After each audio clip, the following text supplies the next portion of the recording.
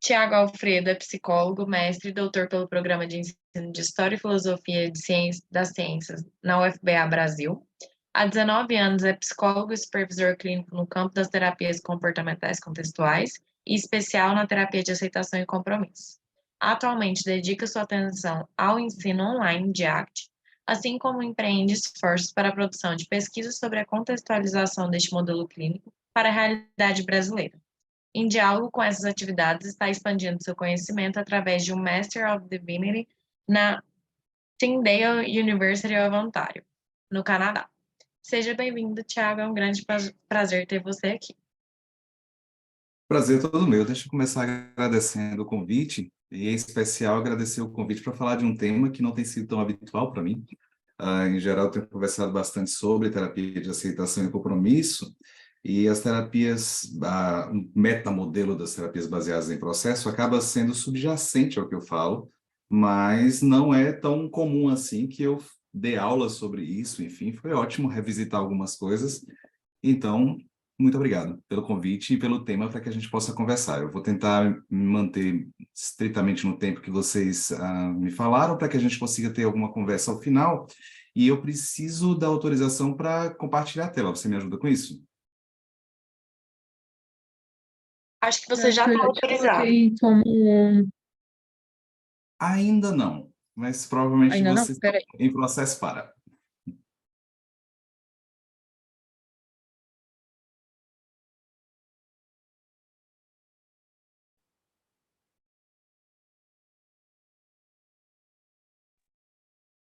Já foi então? Ainda não, ainda está me dando a mensagem de que... Deixa eu tentar mais uma vez. Agora sim. Vamos lá, então. Vamos conversar um pouco sobre terapia baseada em processos. Passo a passo. Primeira coisa, que uma das grandes vantagens que a gente tem de falar sobre esse tema é o fato de que o contorno atual dele, ou os contornos atuais da terapia baseada em processos, tem uma literatura que é recente. Isso quer dizer que qualquer um de nós que deseje se aprofundar um pouco mais nisso, que deseja pensar um pouco mais sobre essa terapia baseada em processos, vai ter uma certa facilidade em revisitar toda a literatura da área, porque é uma literatura relativamente recente. Se eu puder contextualizar vocês com isso, em geral, a referência se dá para esses 3 livros, e esse é um momento especial por outro motivo também. É um momento especial porque nós temos esses 3 livros traduzidos para o português. Então, para quem tem alguma dificuldade de ler inglês, agora já nem é mais desculpa, né? Então, só situando vocês um pouco, o primeiro livro ele data de 2018. Isso não implica dizer que as pesquisas e as investigações e reflexões sobre a terapia baseada em processos começam em 2018. Quer dizer que o primeiro livro sistematizando isso é publicado em 2018. Queria chamar a atenção de vocês para 2 coisas especiais em relação a esse livro. Primeiro, os autores ou os editores do livro, que é o Steven Hayes e o Stefan Hoffman. Para quem conhece um pouco da área dentro das terapias contextuais, o Steven Hayes deve ser um velho conhecido. A tradição da qual o Steven Hayes vem é a tradição da análise do comportamento. Por outro lado, a tradição que o Stefan Hoffman vem é uma tradição das terapias cognitivas. Daí, já precisa ser relevante para a gente pensar que quando se fala em terapia baseada em processos, não se está falando de mais um modelo clínico. A lógica aqui não é de que nós temos a terapia de aceitação e compromisso, temos a psicoterapia analítica funcional e temos a terapia baseada em processos. A lógica não é essa. O esforço dos dois, e por isso vindo de tradições diferentes, eles continuam nas tradições das quais eles vieram, mas eles se esforçam um trabalho conjunto para fazer um metamodelo, ou seja, um modelo de modelos, ou um modelo da lógica de construção de modelos. Esse primeiro livro, ele não é tão claro, a proposta ainda estava muito incipiente, mas na tradução para o português, houve uma questãozinha, assim, se você olhar no topo da página aqui, em inglês, tem meio que um avisozinho, assim, dizendo que esse livro é baseado nos estándares dessa força-tarefa interorganizacional em educação doutoral em psicologia comportamental e cognitiva. Para quem conhece um pouco como é que é a dinâmica na América do Norte em relação ao treinamento do psicoterapeuta, sabe que para que você seja um psicólogo clínico atuante, você precisa ter um nível doutoral. Então, quando eles falam dessa força-tarefa, essa força-tarefa, ela promoveu um relatório em 2012, se não me engano, ela foi encabeçada por um sujeito chamado Klepak, acho que a pronúncia deve ser uma coisa parecida com isso, e a ideia é, precisamos revisitar a forma como nós temos preparado os terapeutas, em especial na América do Norte.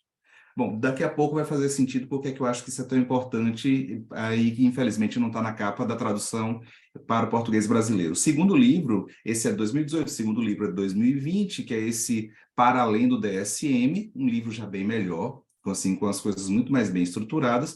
2021, esse Aprendendo Terapia Baseada em Processos, que já é um livro bastante mais prático, e ensinar qual é a lógica dessas terapias baseadas em processos. É interessante, às vezes, falar no plural, porque quando a gente fala desse metamodelo, a gente fala que a ACT é uma terapia baseada em processos.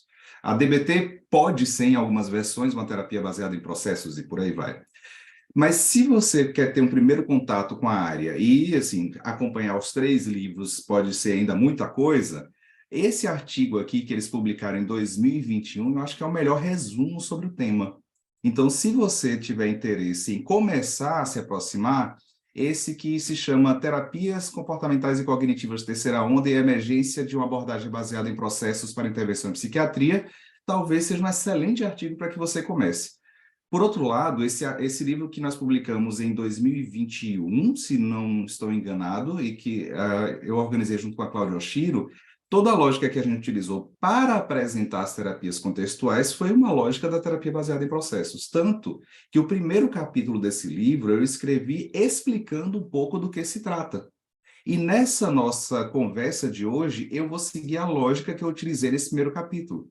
Então, obviamente, além de acompanhar essa nossa conversa, se você tiver interesse nessa linha argumentativa que eu vou fazer hoje, você pode pegar o primeiro capítulo desse livro, porque eu estou seguindo mais ou menos a mesma ideia que está por lá.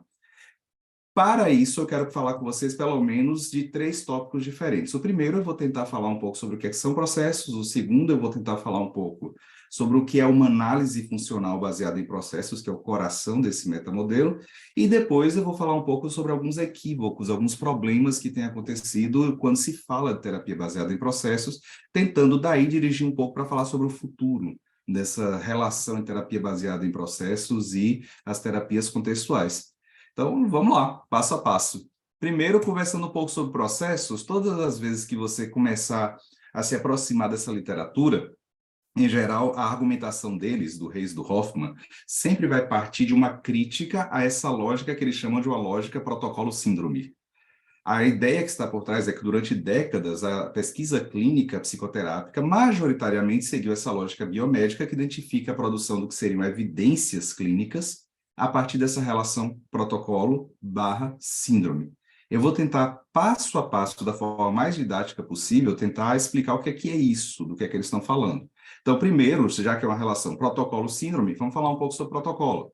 Então, protocolos são descrições manualizadas de procedimentos de intervenção que têm um nível de formalização suficiente para que diferentes terapeutas possam ser treinados. A ênfase está no treinamento, na aplicação fiel dos procedimentos. O que são protocolos, então, em linha geral? Protocolos são sistematizações de intervenções que são passíveis de serem replicadas da maneira mais fiel possível. E isso é importantíssimo na pesquisa.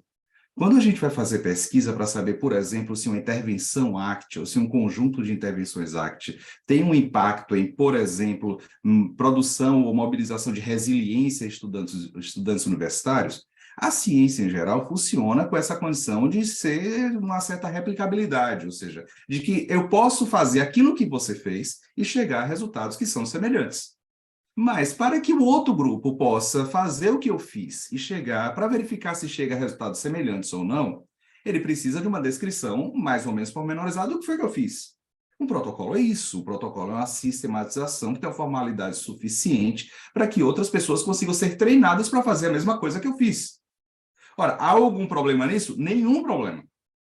Só que em 2013, a Karen Horney, ela começou a falar de um problema na educação, principalmente na educação norte-americana em relação à psicologia e à psicologia clínica, que é o ensino de psicoterapia parecia que estava se baseando na reprodução dos protocolos.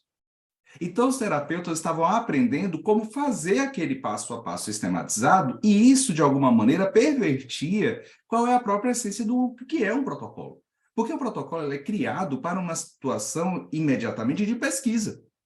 Na situação de pesquisa, é necessário que seja assim. Mas o que é validado não é necessariamente o protocolo, mas os princípios nos quais ele se baseia. Para que, em um certo sentido, o treinamento do terapeuta seja para que ele consiga aplicar os princípios que lá foram validados, não necessariamente reproduzindo ponto a ponto aquele protocolo. Nesse relatório da Força-Tarefa que eu mencionei no começo, que estava na capa do livro, a ênfase grande que eles dizem é: nós precisamos ensinar os terapeutas a um pouco de filosofia da ciência, nós precisamos ensinar os terapeutas um pouco a entender o que está por trás, nós precisamos fazer uma mobilização de competências clínicas que esteja para além de uma repetição de procedimentos, porque, do contrário, qualquer situação nova que eles encontrem na clínica, eles vão ficar paralisados. E eles vão tentar utilizar aquele mesmo procedimento para qualquer coisa que aparecer. E depois eles vão ficar em dúvida do que deu errado. Só que o que deu errado é mais prontamente explicado pelo fato de que o protocolo não servia exatamente a esse fim. Mas a lógica que a gente falou lá era uma lógica protocolo / síndrome.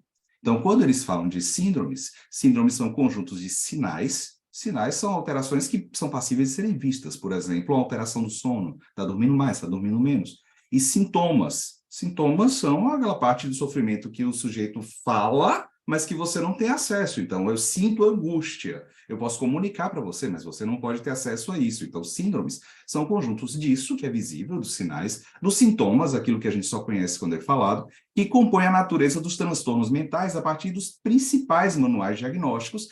Quando a gente fala de principais manuais diagnósticos, a gente está falando do DSM, do CID, basicamente, utilizados pela pesquisa clínica e por instituições que são reguladoras da atividade psicoterápica, ou seja, síndromes não são doenças, síndromes são conjuntos de sinais e sintomas. Se a gente quiser traduzir isso para a linguagem das terapias contextuais, síndromes são conjuntos de pensamentos, sentimentos e comportamentos e da relação entre eles de alguma forma, e que são agrupados para servir como um diagnóstico. Mas a grande questão nossa é que o diagnóstico, ele só serve para uma coisa, ele serve para guiar o trabalho do terapeuta. É para isso que ele serve.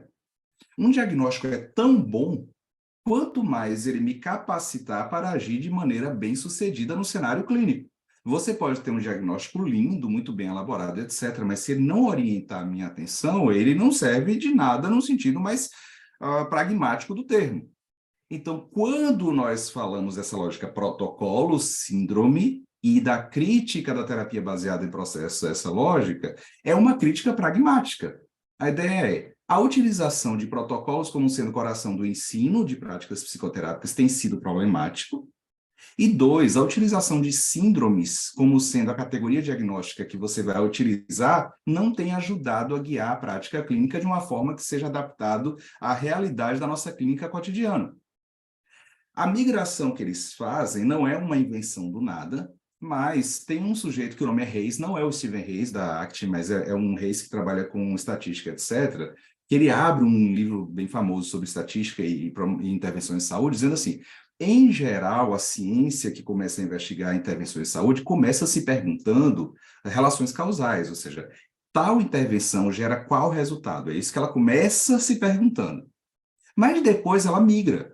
Com o amadurecimento de programas de pesquisa, a pergunta não é mais se essa intervenção gera esse resultado, mas as perguntas mudam para entender por que gerou. Por que gerou esse resultado?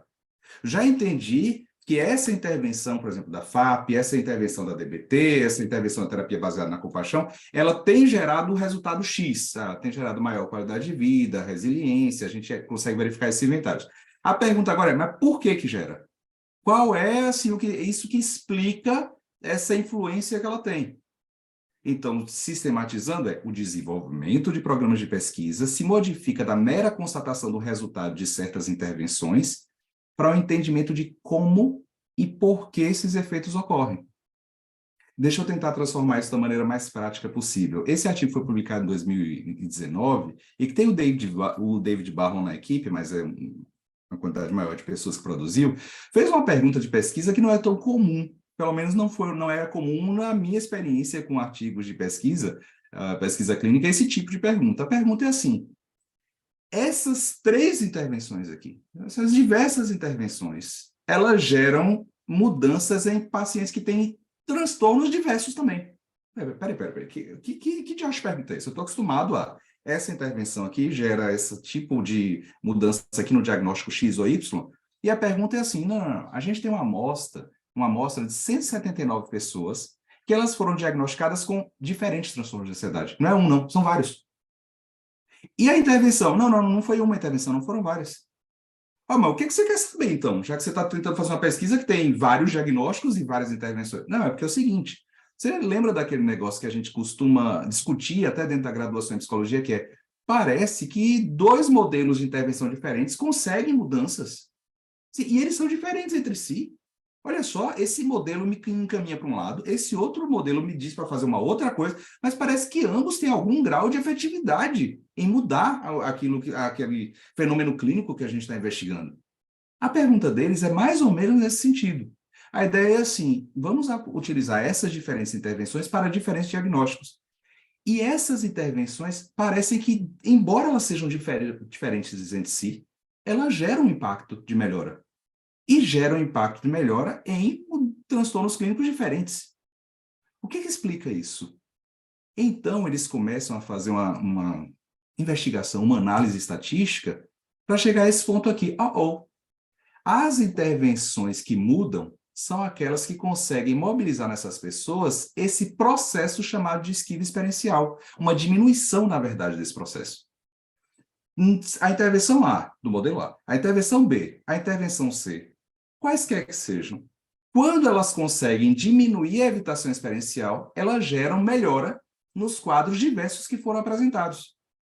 Então, a pergunta não é assim, a intervenção A gera mudança clínica B. A intervenção é, o que é que faz com que tanto a intervenção A, quanto a B, quanto a C, consigam produzir essa mudança e uma intervenção D, por exemplo, não consiga?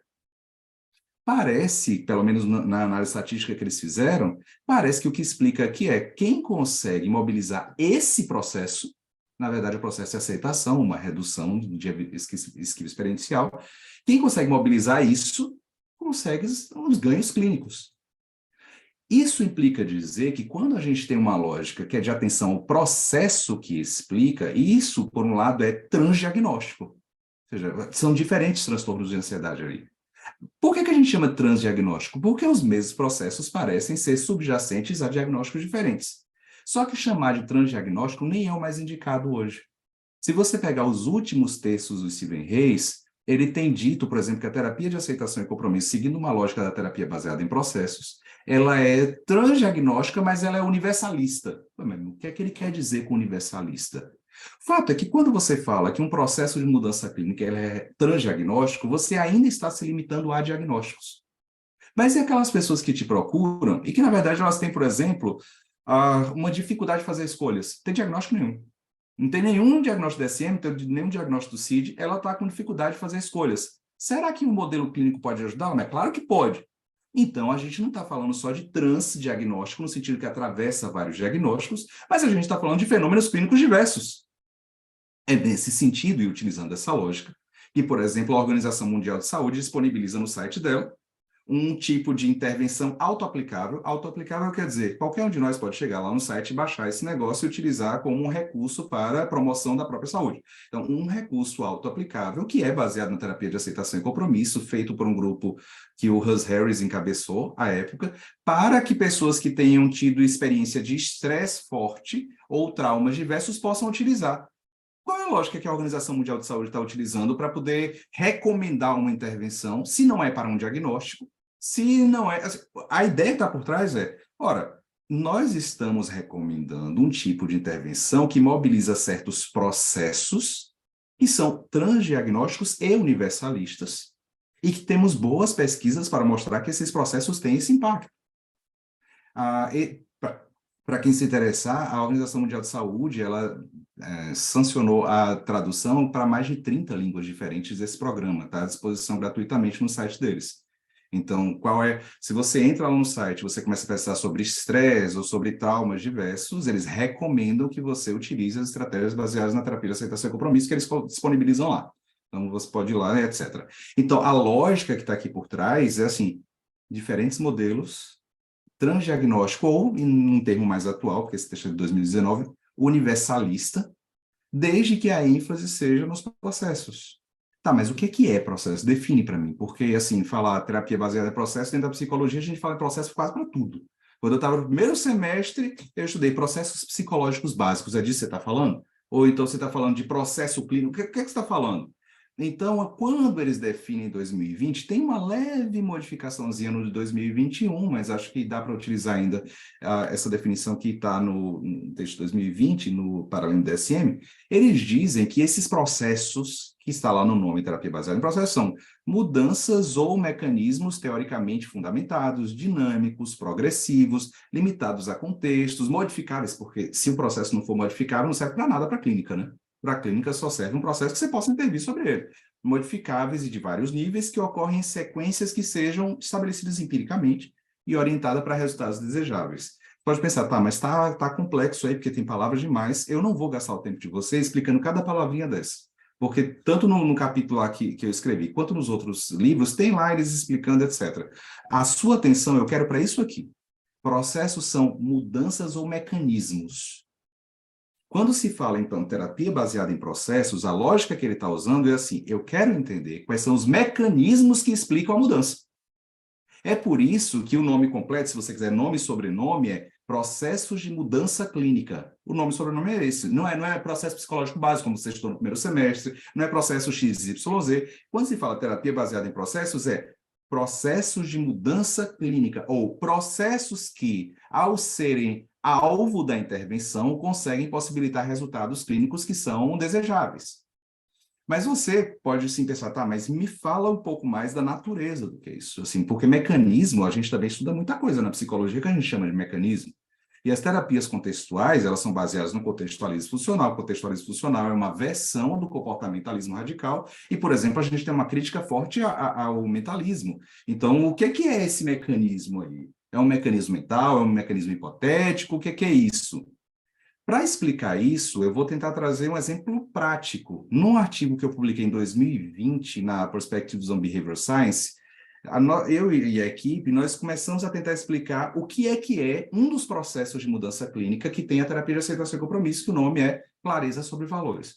Para quem estuda a ACT, que é uma terapia baseada em processos, sabe que ela tem uma ênfase em 6 processos de mudança clínica. Um desses processos é o que se chama de clareza sobre valores, tá? Quando a gente foi definir, tá, o que é clareza sobre valores, assim, é uma progressiva atenção, ou seja, um direcionamento da sua atenção e enunciação, ou falar sobre isso, pensar sobre isso, a progressiva atenção e enunciação verbal das qualidades estáveis e abrangentes do comportar-se, que o próprio sujeito descreve em regras que estabelecem função reforçadora para os seus próprios comportamentos que possuem tais qualidades.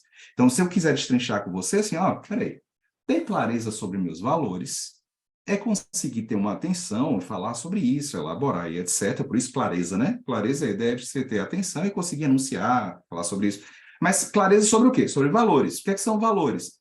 Valores são as qualidades das coisas que eu faço e eu reputo como significativas para a minha vida. Eu posso, por exemplo, dizer para você que me importa agir de uma maneira que seja relevante para a vida dos outros. Se eu só aprender e estudar as coisas que eu gosto de estudar e eu não conseguir ser relevante para a vida de ninguém, minha vida fica sem graça. Então, é valoroso para mim quando eu ajo, então, é uma qualidade da minha própria ação. Quando eu ajo com uma certa qualidade. Que qualidade é essa? É sendo relevante na vida de outras pessoas. Essa qualidade precisa ser estável ao longo do tempo para que eu considere como um valor meu e que eu possa trabalhar isso na clínica. Precisa ser abrangente no sentido que vai para outros domínios, para outras áreas. Pronto, a gente definiu dessa forma. E aí eu queria que você notasse que quando a gente define assim, a gente já está falando qual é a real natureza dos processos. Os processos de mudança clínica, eles são clusters, eles são conjuntos de processos básicos. Para quem está na graduação em psicologia ainda, ou para quem já é psicólogo, reconhece esses nomes. Opa, peraí. Regras com função reforçadora, regras com função reforçadora que estabelece, assim, regra que estabelece função reforçadora, na verdade, de outros eventos, todos esses são princípios básicos, são processos básicos. Isso quer dizer o seguinte, todas as vezes que a gente fala de um processo de mudança clínica, como, por exemplo, autocompaixão, como, por exemplo, aceitação, desfusão cognitiva e etc., eles são agrupamentos, clusters, desses processos mais básicos. E aí você pode dizer assim, Tiago, então por que não usa os processos básicos? Por que você não fala assim, dessa forma, quando você fala sobre valores? É porque, assim, quando eu vou falar com o meu paciente, eu prefiro dizer que eu estou interessado pelos valores dele. É melhor, funciona um pouco melhor na clínica do que dizer assim, olha, eu estou interessado nas qualidades estáveis e abrangentes do seu comportar-se que você mesmo descreve e que estabelecem funções reforçadoras positivas para o seu próprio comportar-se. Eu não vou falar desse jeito, eu vou falar valores. Tá, Tiago, mas então, essa é a mesma lógica, por exemplo, de falar que são reforçadores. Não, não é. Sabe por que não é? Se você me apresenta um fenômeno clínico e eu digo assim, sabe o que é que explica esse fenômeno clínico?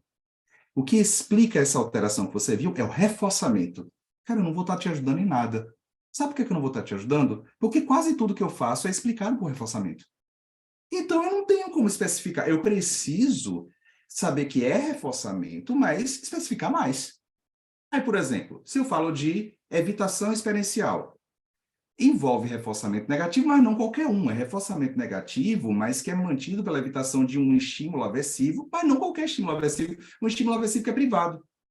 Então, eu faço essa especificação, esse agrupamento, eu chamo isso de skill experiencial, ou seja, cada um dos processos, eles podem ser descritos em processos mais básicos. Mas na pesquisa clínica, no treinamento clínico, eu preciso deles agrupados, porque eles especificam fenômenos que são mais relevantes para isso. Daí, você já entende que cada um dos processos é um repertório comportamental, não é nenhum processo, nenhum mecanismo, assim, de outra ordem. Não, são coisas que o sujeito sabe fazer. Em última instância, a lógica que está sendo utilizada é assim, se as pessoas conseguirem adquirir esses repertórios, essas habilidades, essas competências, então elas conseguem mudar em tal ponto. Elas podem conseguir ter mais ou menos esse repertório, porque quando a gente fala de repertório, a gente fala de gradação. Aí as perguntas ficam interessantes. Por exemplo, olha essa pergunta desse artigo de 2020, que é assim, por que uma intervenção contextual, e a gente está no evento de terapias contextuais, por que uma intervenção contextual é a mais indicada para aumentar a resiliência em famílias que estão enfrentando a pandemia Covid-19? Nota que esse é o artigo 2020. Então, era a temática da época. A resposta é porque nós temos evidências empíricas de que o processo, lembra de toda a conceituação do que eu dei do que é processo? O processo de flexibilidade psicológica aumenta a resiliência de famílias nesse período. Esse processo pode ser mobilizado por diferentes procedimentos contextuais que também são empiricamente validados. Afinal das contas, a diferença disso é, a gente fez um tipo de diagnóstico? A gente fez um tipo de diagnóstico. Você vai lidar com um caso clínico, e nesse caso clínico você fala, por exemplo, que o sujeito ele está em evitação experiencial, e esse é o alvo da intervenção. Tá, mas e qual a diferença disso para você dizer que tem transtorno de pânico, por exemplo? Os dois não são diagnósticos? Só que no caso desse, isso me instrumentaliza a agir de forma direta. E aqui eu quero migrar para o nosso tópico 2 da conversa. Se nesse tópico 1 é entender o que são processos, esses processos que a gente tentou explicar o que são, precisam ser estudados de uma forma que seja idionômica.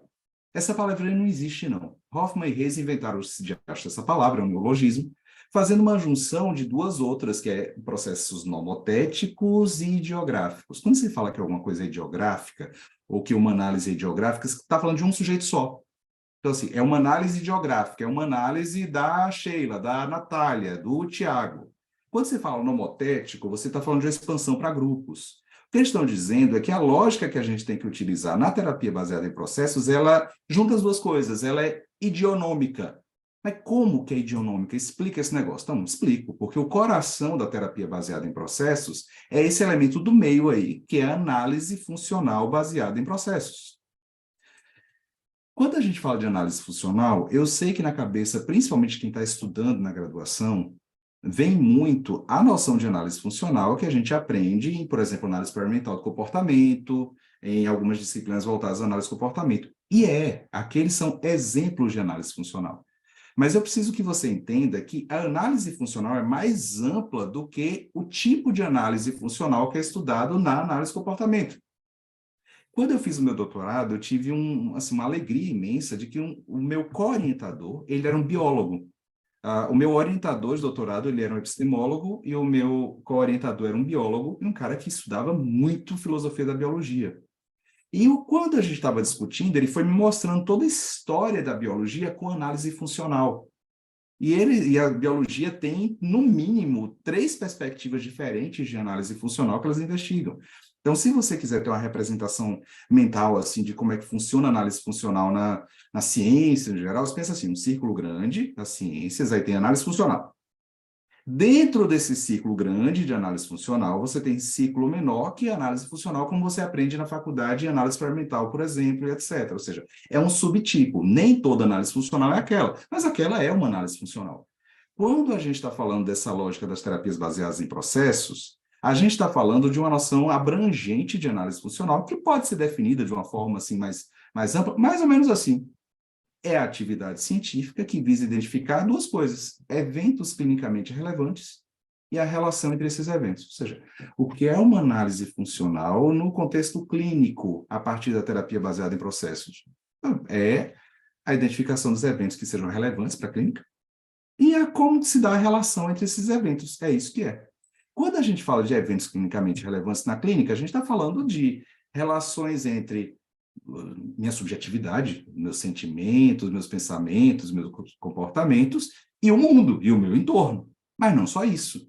A gente também está falando da relação que eu tenho com minha própria subjetividade. Então, quando a gente fala de terapias contextuais, e a terapia baseada em processos nasce desse diálogo, né? Assim, eu falei que são diferentes, isso não quer dizer que elas não são interrelacionadas. Ou seja, a terapia baseada em processos nasce nas discussões que ocorrem dentro desse campo, que são as terapias contextuais.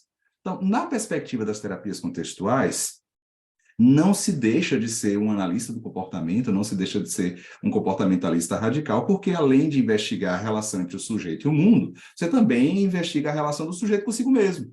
Porque boa parte do mundo que a gente investiga faz parte de quem nós somos, enquanto organismo também. Então, por um lado, um desenho desse que tem o psi, você pode pensar nos elementos que tradicionalmente a gente chama de subjetivos. O Torinho, por exemplo, ele fala sobre subjetividade mais ou menos nesse caminho, dos sentimentos, pensamentos que eu tenho, etc. Mas quando você vira esse outro desenho aqui, são as fontes que estão no nosso entorno. Só que, sendo contextualistas como somos, mesmo quando a gente analisa, por exemplo, a maneira que o sujeito se relaciona com seus próprios pensamentos, a maneira como o sujeito responde aos seus próprios sentimentos, a gente faz isso entendendo que o contexto tem uma influência direta em como isso acontece. Ou seja, numa perspectiva contextualista funcional, mesmo quando a gente faz uma análise funcional de qual a relevância ou influência que os meus sentimentos têm em outras ações que eu tenho, isso se dá em certos contextos. Então, a análise funcional em contexto clínico, ela investiga como o sujeito se relaciona com o mundo e com sua própria subjetividade, sempre fazendo uma relação com o contexto em que ocorre. Aí você pode pensar, tá bom, teoricamente funcionou, mas eu quero entender como é que isso ocorre na prática clínica e por que que a terapia baseada em processos pode ajudar. Porque no começo, Tiago, você falou que, assim, um modelo só é relevante se ele te ajudar na prática clínica. Se ele não te ajudar na prática clínica, ele não é relevante. E como a TBP ela tem se desenhado, assim como essas terapias baseadas em processos têm se desenhado, elas ajudam a gente a fazer uma formulação de caso que ela é, de fato, idionômica, ou seja, que envolve uma pessoa, mas que envolve processos que são investigados em grandes grupos. Um exemplo, em geral, o diagrama de análise funcional das terapias baseadas em processos, ele segue mais ou menos esse modelo que chama de modelo em rede. O que está aqui no quadradinho você pode considerar como moderadores, ou seja, são condições que você não tem como intervir diretamente, mas que tem uma influência no fenômeno que você observa. Então, imagina que você está lidando com uma paciente que ela está fazendo mestrado e que a dissertação do mestrado dela assim, está pertinho de acabar o prazo, ela tem que entregar. Então, tem o deadline da dissertação de mestrado, que está se aproximando, e é uma paciente que você sabe que tem um histórico de se cobrar muito, de se exigir muito. Quando você vai fazer uma análise funcional baseada em processos, eu disse para vocês que ela, primeiro, investiga os eventos clinicamente relevantes. Ok, vamos lá. Eventos clinicamente relevantes. Ela está chegando em casa, depois de um seminário da pós, ela estava apresentando um seminário, cansada, passa o dia nisso, chega em casa. Mas eventos clinicamente relevantes envolvem meus pensamentos, sentimentos e comportamentos. Então, ela pensa, eu tenho que sentar, eu tenho que escrever, meu deadline está chegando, eu já estou atrasada. E aí tem os sentimentos de angústia, de medo, de culpa, e o que ela faz, de fato, ela vai assistir Netflix até pegar no sono. Mas a análise funcional ela não fica só na descrição dos eventos, mas eu falei que eram 2 coisas, que ela identifica os eventos e a relação entre eles. Aí eu quero sua atenção aqui na maneira como a terapia baseada em processo organiza o caso, porque tem setinhas aqui que elas são unidirecionais, setinhas que são bidirecionais. Vocês estão conseguindo ver? Então, por exemplo, desse evento ou contexto, que é chegando em casa depois do seminário da pós, para o pensamento eu preciso sentar e escrever, tem uma setinha unidirecional. Quer dizer o seguinte, esse contexto evoca. Esse contexto evoca tais pensamentos, tais sentimentos. A recíproca não é verdadeira, né? Assim, o pensamento não tem uma influência em fazer tal coisa. Mas existem relações que são bidirecionais. Isso quer dizer o seguinte, que eu penso que eu tenho que sentar, eu tenho que escrever, eu já estou atrasado, estou atrasado. E, obviamente, eu começo a sentir mais angústia.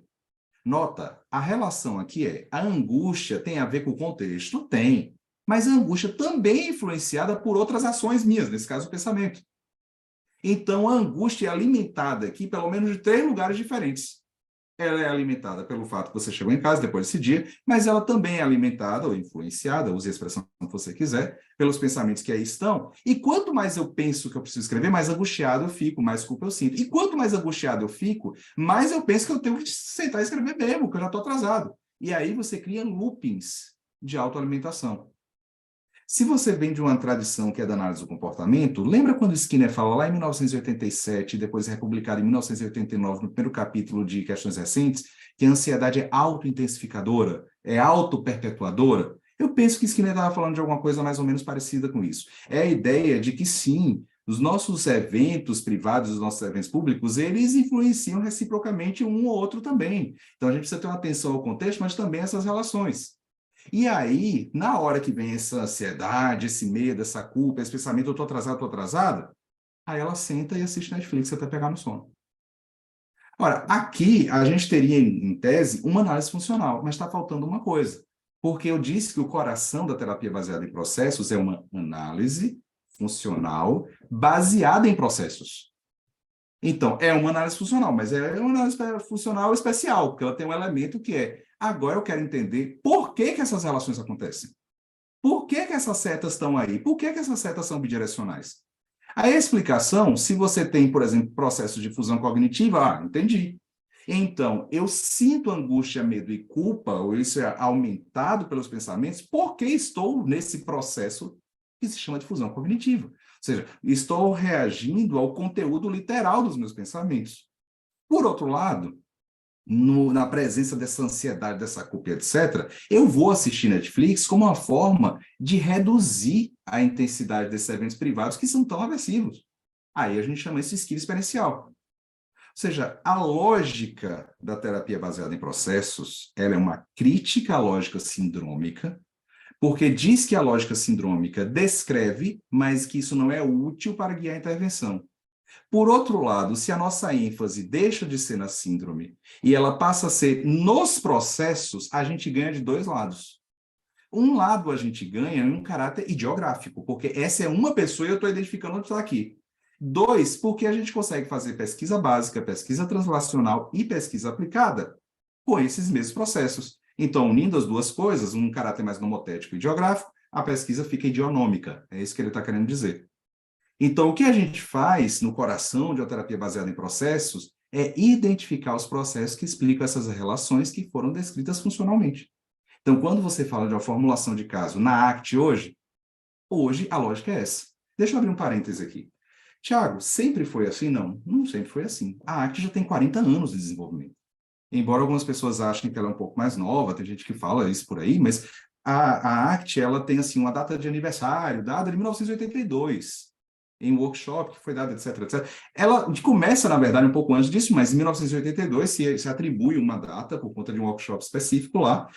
Não tinha o nome ACT na época, o nome era distanciamento compreensivo, depois começa a vir com o nome que é terapia de aceitação e compromisso, e o primeiro livro é que é em 1999. Agora, daí, de 1982 até 1999, tem muita coisa. Se você pega a ACT na década de 90 e no começo dos anos 2000, não era essa lógica de análise funcional que acontecia, pelo contrário. Sim, a lógica era bem diferente. E não é só a ACT. É possível haver um movimento das terapias contextuais tentando entrar um pouco mais nessa lógica de análise funcional, de retorno à análise funcional. Inclusive, assim, essa é uma outra conversa, mas há uma noção de que o retorno à análise funcional acaba se tornando quase que o coração de qualquer terapia contextual que você vai considerar daqui para frente. Por isso, só que isso é uma perspectiva futura. O presente pelo menos a ACT faz dessa forma hoje. Se você é um terapeuta da terapia de aceitação e compromisso, atualizado, a forma de formulação de casos vai passar por análise funcional baseada em processo. Tiago, mas me mostra assim com mais clareza por que é tão pragmaticamente útil. Ué, claro. Lembra que tinha várias setinhas aqui? Várias setinhas bidirecionais. O que a gente está querendo fazer? A gente está querendo mexer nesses processos de inflexibilidade psicológica para que a gente reduza a quantidade de setas que está alimentando esses bichos aqui. Como é que a gente faz isso? Se eu consigo mobilizar o processo de desfusão cognitiva, ou seja, eu paro de reagir apenas ao conteúdo literal do pensamento, mas eu começo a agir em função de outras propriedades desse pensamento, nota que não tem mais a linha do meio. Ou seja, eu consigo observar os pensamentos e sentimentos, e não necessariamente isso faz com que eu sinta mais. Nota, o ponto aqui é que, como é uma terapia contextual, dentro do contextualismo, o foco não é mudar o pensamento. O foco, pelo contrário, é mudar a forma como o sujeito se relaciona com ele. E isso faz com que, na medida que você mobiliza esses processos, as setinhas vão ficando reduzidas, por assim dizer, em uma representação gráfica. Mas o que isso quer dizer você continua com um grau de angústia, medo e culpa, mas isso não é hiperalimentado. Ou, para usar a expressão de Skinner, não tem uma autointensificação, por assim dizer. Andando um pouquinho, então, a lógica é essa. Alguns equívocos que acontecem, eu estou um pouquinho preocupado com o tempo, então deixa eu caminhar um pouco mais. Alguns equívocos. Primeiro, isso não significa dizer que os terapeutas podem ser meramente ecléticos, ou seja, já entendi. Então, já que são todas baseadas nessa lógica terapia baseada no processo, eu posso usar um pedacinho de terapia de compaixão, posso usar um pedacinho da ACT, posso usar um pedacinho de CAI, etc. Não quer dizer que os terapeutas podem ser meramente ecléticos, porque diferentes modelos podem confiar em suposições filosóficas e conceitos que são contraditórios. Em vez disso, os terapeutas precisam saber como identificar e direcionar esses processos de mudança de maneira que seja consistente com as evidências. O que isso quer dizer? Quer dizer o seguinte: quando alguém faz uma terapia baseada em autocompaixão, por exemplo, é um outro processo investigado, você consegue tecer um diálogo muito mais fácil com a ACT hoje, se a lógica das duas for a lógica da terapia baseada em processos. Não é que necessariamente você vai fundir os dois, mas você consegue entender muito mais o diálogo do outro. Porque a forma de pesquisa é uma forma de pesquisa de investigação do impacto dos processos como mediadores. Então, se você quer conversar com a terapia integrativa de casais, se você quer conversar com a TAC, que é a terapia analítica comportamental, que é um modelo brasileiro, etc., se a lógica for essa de uma análise funcional baseada em processos, você consegue tecer diálogos que são mais produtivos. Tecer diálogos não implica em reducionismo, não implica em dizer que você está juntando as coisas ou integrando as coisas. Segundo equívoco, processos funcionalmente descritos em termos desse nível intermediário, você fala assim, valores, termos de nível intermediário, termos que não vêm da pesquisa básica, não são entidades hipotéticas. Elas são abstrações funcionais de nível superior. Ou seja, elas agrupam molarmente as unidades funcionais. Quando eu falo sobre valores, desfusão e etc., eu não estou criando um mecanismo hipotético, eu estou fazendo uma referência a repertórios e a clusters ou agrupamentos de processos mais básicos. Um outro terceiro e último equívoco: nem toda terapia baseada em processos é uma terapia baseada em processos. Eu coloquei em letra maiúscula, na segunda, porque assim, a gente utiliza nomes que são utilizados largamente em várias coisas. Por exemplo, não é porque alguém trabalha com inconsciente que alguém é psicanalista. Você pode estar lidando com o inconsciente de uma perspectiva junguiana, psicanalítica ou comportamentalista. O Skinner falou sobre isso lá em sobre behaviorismo, capítulo 10. Mas, enfim, o que eu quero dizer é o seguinte: é possível que uma terapia seja baseada, por exemplo, em processos básicos, mas não é, então, uma terapia ainda baseada em processos nesse sentido que o Hoffman e Reis estão propondo. O nome completo da proposta deveria ser lido como terapia baseada em processos de mudança clínica, nessa lógica que eu apresentei para vocês. Só para poder encerrar, porque eu sei que eu só tenho 3 minutos, deixa eu falar de 3 perspectivas que eu acho que são relevantes, futuras para a gente discutir a partir da terapia baseada em processos. Bem rapidinho. Primeiro é o seguinte: a lógica da TBP, ela muda um pouco a perspectiva do ensino de psicoterapia. Se você notar, na nossa graduação em psicologia, a gente começa aprendendo os princípios básicos, Aí a gente aprende princípio básico, princípio básico, princípio básico, um bocado de coisa. Aí a gente vai aprendendo as teorias, aí vai crescendo um pouquinho, para no final, quando dá, a gente começa a estudar clínica. E aí, quando dá no final, a gente começa a estudar clínica para aqueles que vão para a clínica, por exemplo. E aí você tem o desafio de fazer essa ligação entre uma teoria super básica lá e a prática. Ora, mas na lógica da terapia baseada em processos, os processos eles já são investigados a partir dos fenômenos clínicos. A gente fez uma tentativa de aplicar isso na prática de ensino de psicoterapia e a gente utilizou isso com alunos de quarto semestre da graduação em psicologia lá da UFBA. E a gente fez uma intervenção, assim, a estrutura da disciplina foi toda montada para ensinar comportamentalismo radical, partindo não de baixo para cima, mas de cima para baixo. A gente apresentou uma situação que era uma questão sociocientífica, ou seja, um problema social, científico, etc., para a partir daí começar a ensinar os princípios básicos da análise do comportamento que estavam dentro do comportamentalismo.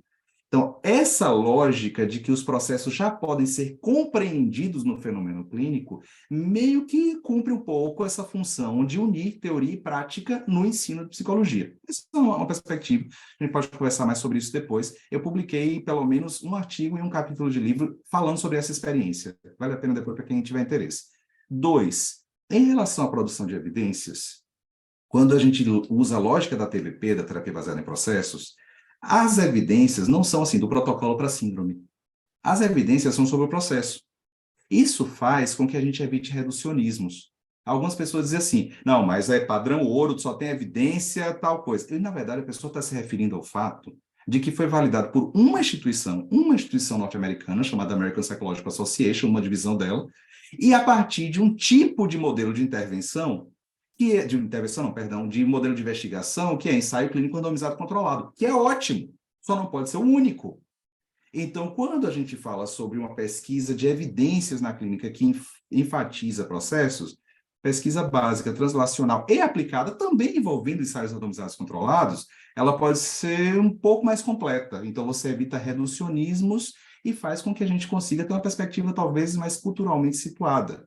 Terceira diretriz futura, sim, perspectiva futura que eu acho interessante, são os diálogos entre modelos. Se os diferentes modelos eles têm essa lógica baseada em processos, tem mais clareza do que é que a gente está conversando. Eu fiz uma aula aberta, acho que foi uma aula aberta, foi uma aula aberta disponível no YouTube sobre a autocompaixão e terapia de aceitação e compromisso, por exemplo. Ora, por que eu pude fazer isso? Porque a descrição dos processos de autocompaixão e a descrição dos processos de flexibilidade psicológica está seguindo uma lógica semelhante. Então, eu consegui fazer um diálogo muito mais fácil. O diálogo intermodelos é favorecido, então, por essa lógica da terapia baseada em processos. É por isso que, assim, se a gente pensar sobre o futuro, a gente não consegue ser profeta para saber para onde que vai as terapias, para onde vão as terapias contextuais. Mas eu tenho a impressão que tudo se encaminha para que a lógica das terapias baseadas em processos acabe sendo a lógica subjacente a elas. Espero que a gente consiga conversar um pouco agora. Fechei, são 7h58, perdão, eu estou uma hora menos que vocês, 8h51, acho que eu atrasei um minuto aqui. Esses são os meus contatos, se vocês quiserem trocar ideia fora daqui, então, estou à disposição para a gente conversar.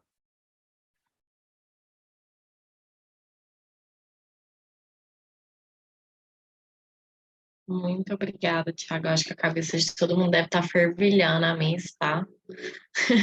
Vocês estão comentando aqui. E se alguém tiver alguma dúvida, quiser abrir o microfone, fiquem à vontade.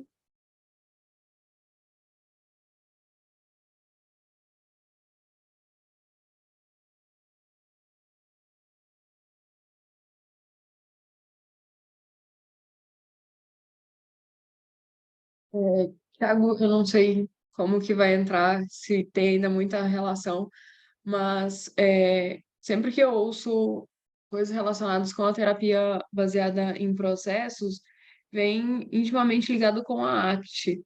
Como que seria a relação com a DBT, por exemplo, se tem isso? Me fala teu nome. Eu sou a Vanessa. Oi, Vanessa, pronto. Pergunta ótima. Deixa eu te falar uma coisa. Tem um artigo, acho que é de 2020, se não me engano, a principal autora é ONG, se não me engano, em que ela diz que a ACT ela acaba sendo o protótipo de uma terapia baseada em processos. O que isso quer dizer? um dos principais tematizadores da terapia baseada em processo é o Stephen Hayes. Antes dele desenvolver a terapia baseada em processo, ele já desenvolvia a ACT. Então, a lógica da TBP é a lógica da ACT. Assim, sempre foi, né? Por mais que ela tenha sido divulgada de outra forma, a lógica que o Reis empreendia era essa, da análise funcional. Então, assim, fica fácil de entender porque é que a ACT é tão vinculada à TBP. É o mesmo autor que está falando das duas coisas. Mas o Stephen Hoffman entra nisso tentando talvez mostrar que está muito para além da ACT, né? E quando a gente pensa nas outras modalidades de terapias contextuais, DBT, a gente continua em uma parcela significativa delas falando de processos, de regulação emocional, desregulação emocional e etc. A questão toda é como esses processos estão sendo assim construídos, como é que eles estão sendo definidos. É possível que essas terapias elas caminhem para seguir uma lógica de análise funcional mais semelhante? Eu acho que sim, até porque eles são autores, por exemplo, quando lida com a FAP e a ACT, são autores que escrevem juntos. Então tem um artigo que eu acho que saiu agora, quando eu falo agora é semana, saiu um artigo do Reis publicando com a Bárbara Kohlenberg, eu acho. Então, assim, é um pessoal que acaba trabalhando junto. Então, para responder mais diretamente a sua pergunta, todas as terapias contextuais que eu conheço têm um potencial grande para se desenvolverem nessa lógica da TBP. Isso não implica dizer que todos os autores estão fazendo isso. Então, há autores da DBT, provavelmente, eu conheço muito pouco da DBT, há autores da DBT, provavelmente, que trabalham com essa lógica, da FAP, com certeza, existem, da ACT, com certeza, terapia integrativa de casais, pelo menos nas palestras que eu tenho ouvido essa lógica, também não leio muito sobre IBCT, mas quando eu ouço o Matheus Souza, por exemplo, falar, a lógica dele é toda de terapia baseada em processos. Então, assim, as terapias contextuais, me parece que elas caminham um pouco dessa lógica de análise funcional baseada em processos. Isso não implica dizer que todos os autores fazem isso. Sim, entendi. Obrigada.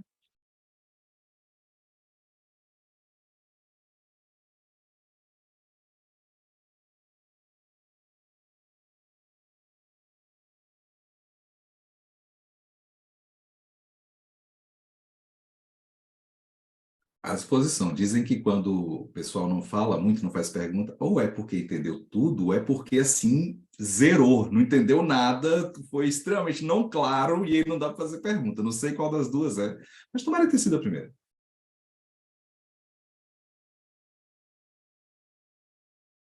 Acho que é uma introdução para esse tema, né? Porque, como você comentou, a gente vê muito pouco sobre ele. Essa discussão ainda é muito uma sementinha.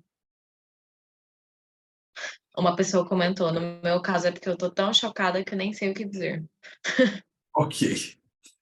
Então, acho que se servir pelo menos para gerar alguma curiosidade para isso, eu acho bacana. Até porque a maneira com a qual a gente se aproxima desses modelos, pelo menos eu posso falar da ACT, em geral, é um modo de aproximação muito pelas técnicas. E isso é parte de um problema. Assim, não, mas eu quero as metáforas da ACT, como é que eu faço para poder lidar com isso e aquilo. Enquanto a gente precisa dar 2 passos atrás para entender que a formulação de caso é feita através da análise funcional baseada em processos. Ou seja, a competência clínica essencial para entender um caso na perspectiva da ACT hoje é a análise funcional baseada em processos. Fora disso, é bem difícil pensar. Assim, você pode pensar no ACT há 10 anos atrás, mas pensar no ACT hoje é bem difícil fora desse escopo.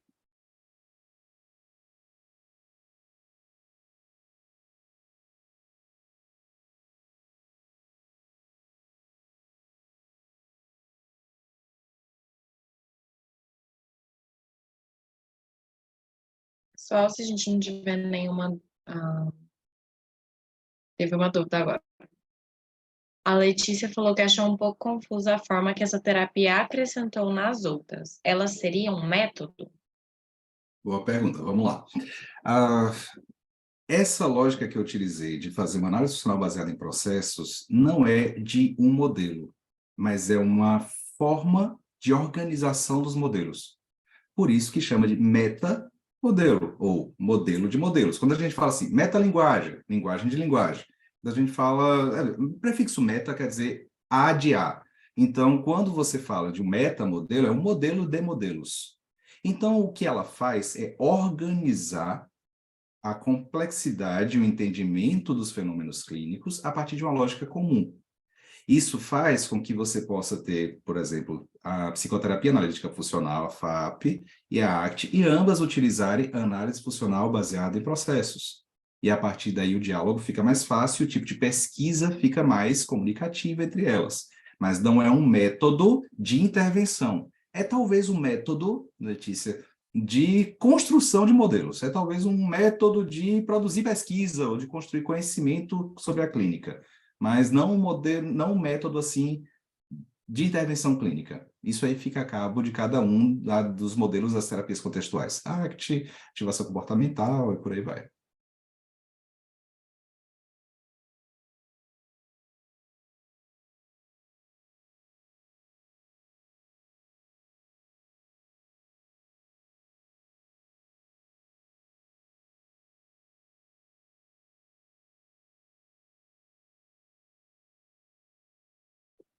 Bom, então vou te agradecer, Thiago, pela presença, pela palestra incrível, temos muitos elogios aqui no site, por ter dado essa introdução, que eu acho que foi para muita gente, sobre a terapia baseada em processos. Estamos muito felizes com a sua presença e esperamos que você possa participar de outros eventos que a gente venha a fazer.